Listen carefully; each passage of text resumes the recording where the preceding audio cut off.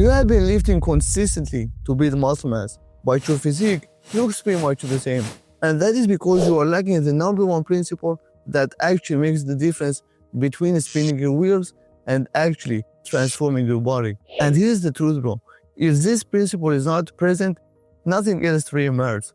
Not your protein intake, not your workout, not your supplements, not even your sleep, man. So you could do everything else right and build almost no muscle mass if you're missing this one foundational, man. And today, I'm breaking down progressive overload, what it is, why most people completely misunderstand it, and how to implement it properly. Not as a hack, not as a technique, but as a non-negotiable commitment to earning your progress over time. So if you got value out of the video, please don't forget to like the video and subscribe to the channel. So let me start with what progressive overload is not. It is not a workout technique. It is not a rep scheme. It is not something that you add to your program. And it's definitely not optional. And here's the real definition of it. Progressive overload is the gradual increase of stress placed upon the musculoskeletal over time. It is the principle that says if you want your muscles to grow, you must consistently demand more from them than you did before. In other words, just work harder than you did before. Simple, right? Now, although I'm not that science-based when it comes to training, but there are some studies worth noticing, man, actually. And the research published in 2024 from the International Journal of Sports Medicine, both increasing load and increasing repetition produce similar gains in muscle strength and cross-sectional area over a 10-week training period. What matters is that progression is happening, man. So your muscles actually adapt to the stress or stimulus you actually put on them. Adaptation means your muscles no longer need to grow from that particular stimulus, okay? So if the stress never increases, growth stops. So if you don't see any improvements in the gym, your body might already adapt to that particular stimulus, man. You are just maintaining, not building. There is a reason why progressive overload is the most ignored principle in the muscle building world, bro. It actually requires something that most people are unwilling to give, which is consistent and measurable effort over time. And now let me tell you the reasons why people actually avoid it. Reason number one, it's not exciting. Adding 5 pounds to your squat does not make for that viral Instagram video, right? It's not impressive at the moment, man. It's boring, gradual, and unsexy, right? Reason number two, it needs tracking. You can't apply progressive overload if you don't know what you did last week, right? And most people don't apply a progressive overload and are not tracking because tracking feels like work for them, man. But if you're not tracking, you are simply guessing. And guessing does not build muscle, right? Reason number three, it requires patience, man. Now, progressive overload actually works over months and even years, not weeks. 2 months. That is the minimum timeline for saying what your progression strategy has actually produced, okay? 2 months. But guess what? People quit earlier than that, man. Now, reason number four, it forces honesty, man. Now, when you track your lifts, you can't lie to yourself, man. You either did beat last week's numbers or you did not. There is no hiding behind. I feel like I worked hard, man. Everyone works hard, but the question is, did you work harder than last week, than last month? That is the real question. Now, progressive overload does not need to be complicated, man, but it must be systematic. And here are the proven methods to actually earn your progress. Method number one, increasing weight. This is the most effective for strength and hypertrophy. This is the most straightforward approach, man. Lift heavy weight for the same reps. For instance, week 1, you bench press 190 pounds for 8 reps for 3 sets. Week 2, you bench press 200 pounds for 8 reps for 3 sets. Method number 2, increasing reps. Keep the weight the same, but perform more reps within your target range. For example, week 1, you squat 225 pounds for 8 reps for 3 sets. Week 2, you squat 225 pounds for 9 reps for 3 sets.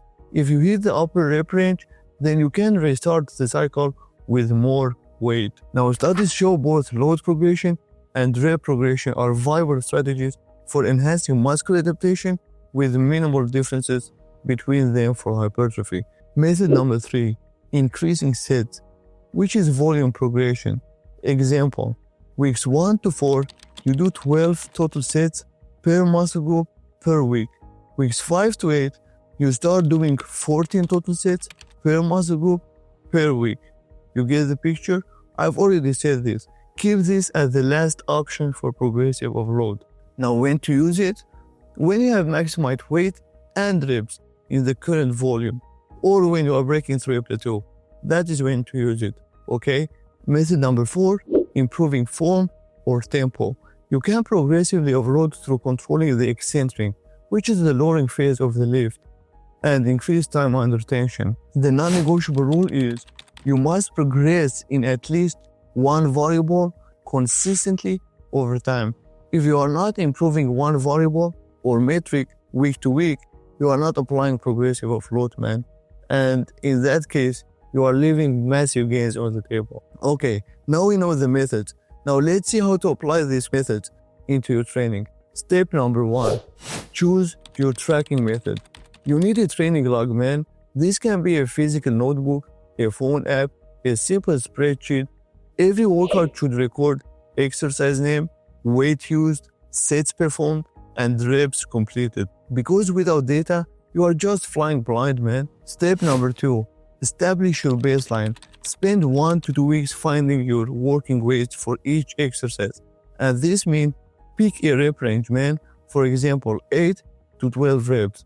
Then find a weight where you reach near failure within that range. And then record it. This is your starting point, okay? Step number 3, apply weekly progression. The primary strategy is adding weight when you hit the top of your rep range for all sets. Secondary strategy, if you can't add a rep, add weight. If you can't add weight, then add a set. The key is never perform the exact same workout twice without attempting to improving something, alright? Step number 4, plan for deloads. Now it's going to be beneficial to take a deload week every 4 to 6 weeks, okay? And if you are someone like me and don't feel like taking a deload week during that short period of time, then there is no need, man. I personally take a deload every 12 to 13 to 14 weeks, and that's it. And to deload, just make sure that you reduce your weight by 40 to 50%, or you reduce sets by 50%, or take a complete rest week altogether, man. This allows accumulated fatigue to dissipate and prepares you for the next progression cycle. Step number 5, be honest about plateaus, man. If you have not increased any variable in 2 to 3 weeks, something is wrong. You are either not eating enough, which is the most common, or you are not recovering enough. Sleep, stress, whatever. Or as I already said, you may need a deload week. So fix the root cause, man. Don't just keep doing the same things and hope for different results. That is done, by the way, as Einstein says. Now let's talk about the timeline reality and what earned progress actually looks like.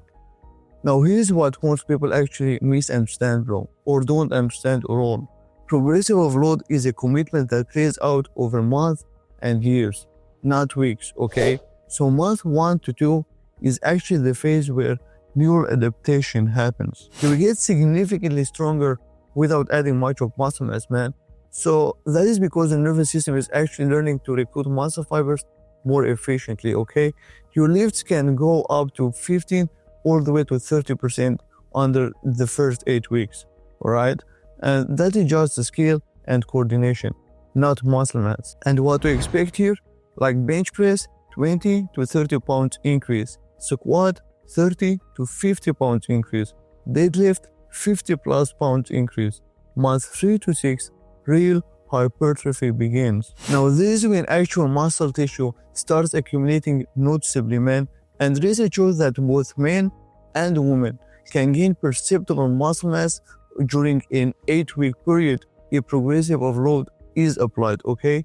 Your strength gains might slow a little bit, but your physique changes become more visible. And what to expect here? Visual muscle growth in trained areas, growth fitting tighter in shoulders, chest, arms, and continued strength progression, but at a slower rate. Month 7 to 12 is the long-term game. Now, this is where consistency actually separates people who transform from people who quit. Progression becomes harder, Adding weight takes longer, man. And guess what? But the muscles you are building are real and forever. Permanent, man. And what to expect here?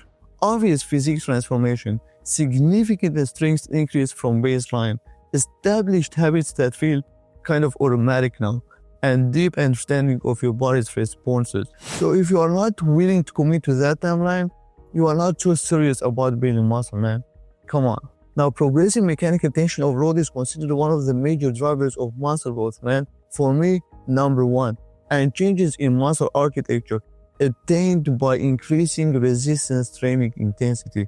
That's simple. And here is something interesting. Progressive overload is like a character test disguised as a training principle. It reveals who you are, man. Now, it reveals your discipline, man. Can you actually track your workouts and push for improvements even when you don't feel motivated? It reveals your patience.